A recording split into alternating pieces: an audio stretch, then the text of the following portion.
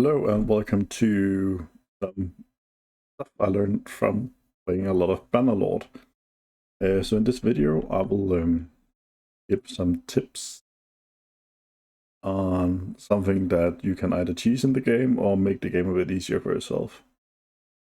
So if you're playing Bannerlord and you're in the beginning of the game, as I am, and you actually do the quest for learning how to sail and stuff, you will basically get into clan tier 2. I've not done it yet. I've cheated a bit in this game, so I'm clan tier 2. When you get to clan tier 2, you can become a mercenary of a faction.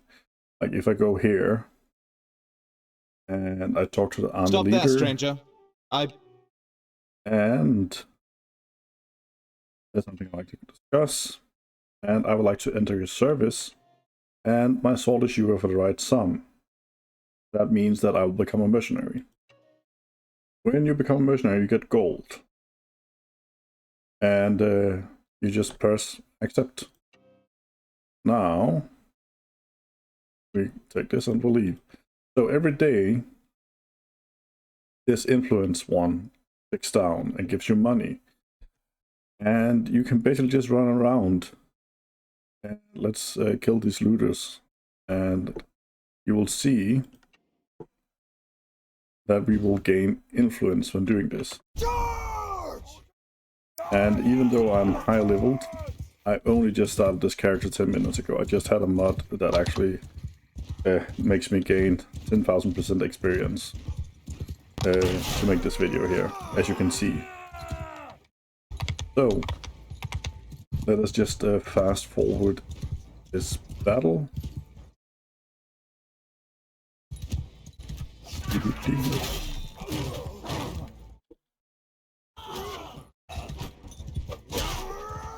If you want to know how to install and use mod, I have a video on my YouTube page for that. So, I won a battle. Because I'm now mercenary, I gain influence. And influence every day will be translated into money. You can just run around clearing bandits while slowly gaining money and renown and stats and stuff like that. So I've cheated a bit, which means, as you can see, I'm level 600 in scouting. And that means I will get, as you can see, I just got 2,000 gold from being a mercenary because it took away 4 of my, 9 influence from me. So it's a very good way to make money in the early game, where you just run around and kill looters and raiders and stuff like that. So I highly recommend doing that until you get enough money for a trader. And I will show you that now. So in Bannerlord Warsails, they up the economy a bit. So if you have a companion, which I have, in my party I actually have 2, and you go into a city, talk to one of the tradesmen and form a caravan. And I found out that just 2 caravans, even though they are not the best people handling it, would actually give me a very decent income. So while being a merchant and having a caravan running around, you will make quite a few money. And I have tried to test it, but I cannot find any major income difference between doing sea caravan or road caravan. The sea caravan costs a lot more money though. It actually cost 45,000 if I recall correctly. And it's the same, you just go in here with a city port, talk to them, Well now, stranger, and say you want to make a trade caravan. And you see here, it's 30,000 for the starting one, and it's 45,000 for the good one. And I have tried to test it, but correct me if I'm wrong, but I cannot see any major difference between the trade income. But because of the way they added extra income into Warsails, 2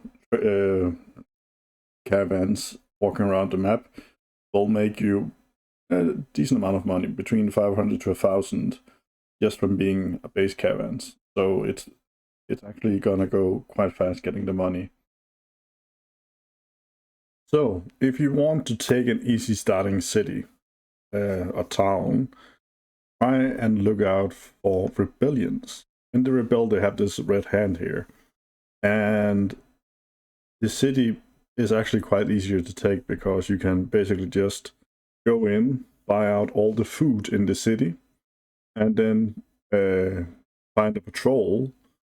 Every city now has patrols if they have the right building. If you declare war against the patrol, you'll declare war against these. Or you can do it against villagers or lords, that's up to you. But if you do it at villagers or try and loot a village, you will lose honor. And I like to play with some honor attacked. And then you can just besiege the city.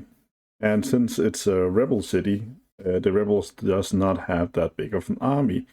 So it's one of the easiest way to actually get a good city to begin with. Okay, so another thing is you can cheese battles. If you have a lot of archers, they're gonna shoot at the enemy when they come towards you.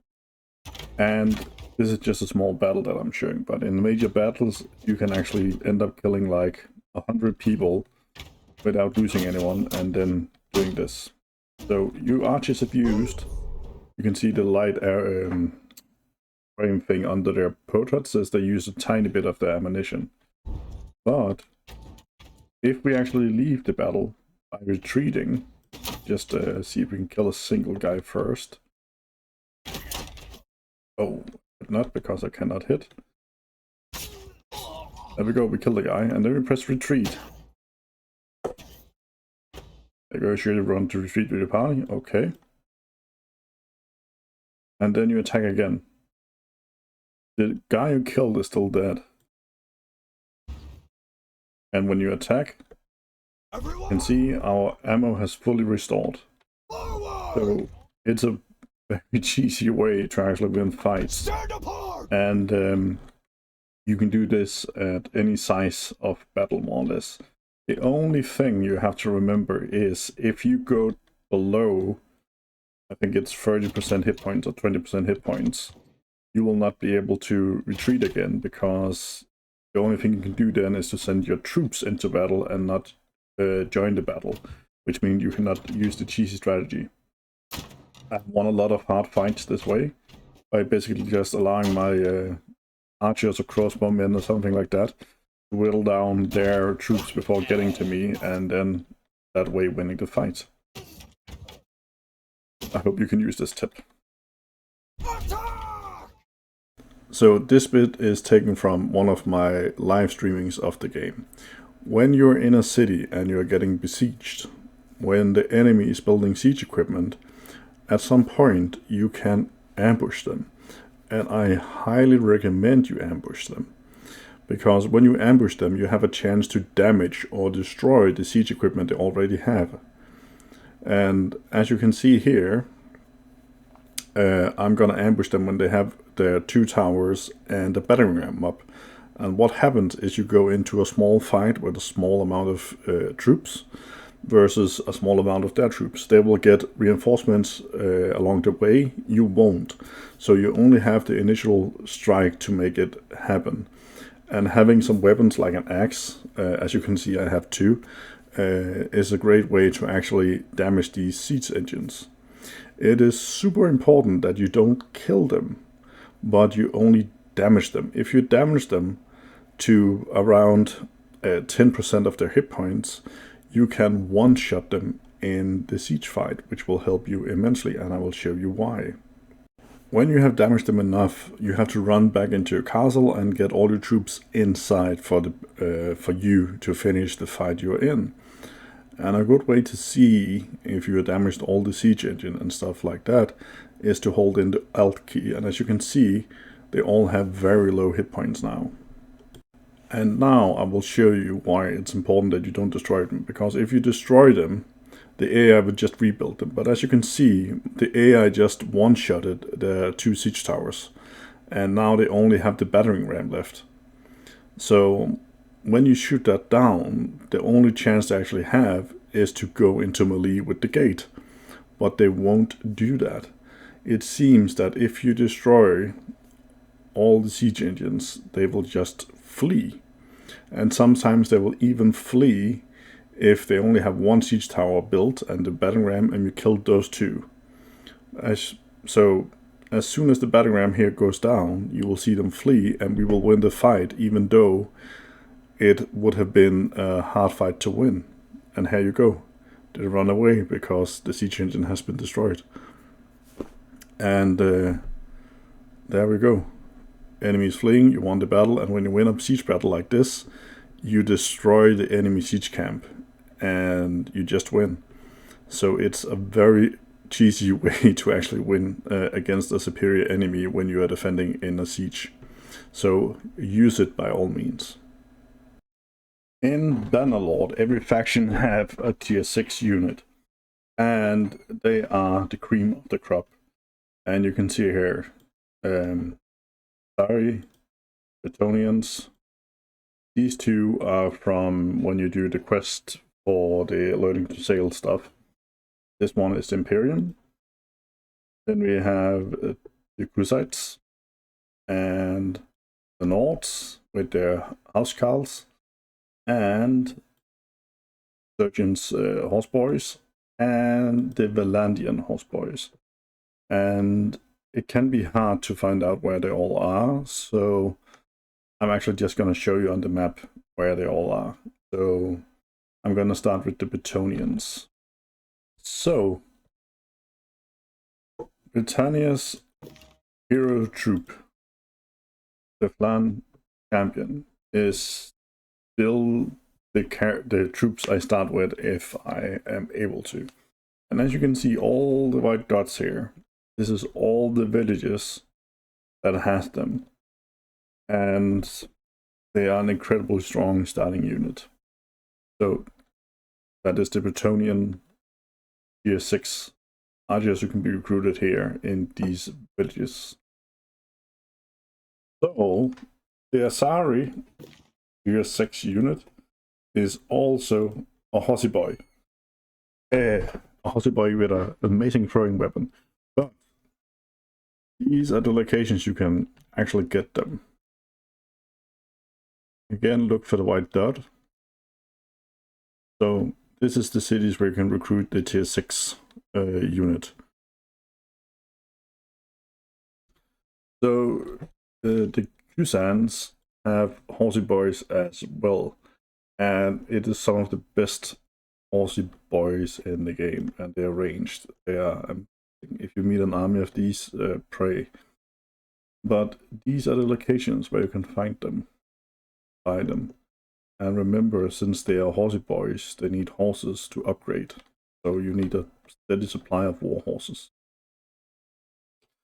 Okay, so the hero troop for the Nords is... Oops. There we go. Is the housecarls. So you can find them in all these cities here with the white dot. And I know this is taken by Vlandia right now, but it starts as North Country, and they have these two cities as well. So there's a lot of cities to recruit housecarls in as the Nords. Okay, now for the Sturgians. Sturgians have where is he?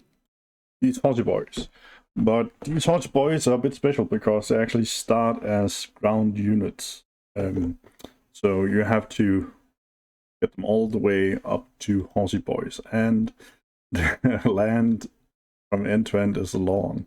But all these towns here have hero horsey boy melee troops for you to recruit. Remember, as all horse troops, it's gonna be very horse intensive. So remember to bring a lot of money and horses. So the next tier 6 troop is the Vlandian Banner Knights. This is some horsey boys, and I find them quite good. Decent gear and all that stuff. The only thing you have to remember is you're gonna need a lot of horses to actually recruit them, upgrade them, and you need war horses. so that can be quite expensive. But these are the cities where you can recruit them. As you can see, they come in like clusters, like the Bannerlord, the Vlandia, not the Vlandians, the Battanian champions. So if you want Bannerlords, this is where to get them. So for the Imperium, they also have a horsey boy as their best unit. And it's right here, the Caliphrax. So they have a lot of cities because it's 3 kingdoms who can all have them. And I know, again, some of them are not Imperial right now. It's because I'm recording this in a live game. So some of the cities have been burned down. I've missed some. I'm very sorry for it. But all these with the white dots is where you can find the horsey boys. And because it's horsey boys, again, you need a lot of war horses with you to upgrade them along the way. But that was all the tier 6 units and where to find them. Thanks for watching this video. I hope you enjoyed it. I hope you will leave a comment, like, and subscribe. And I just wish you a very fantastic day and hope to see you in the next video.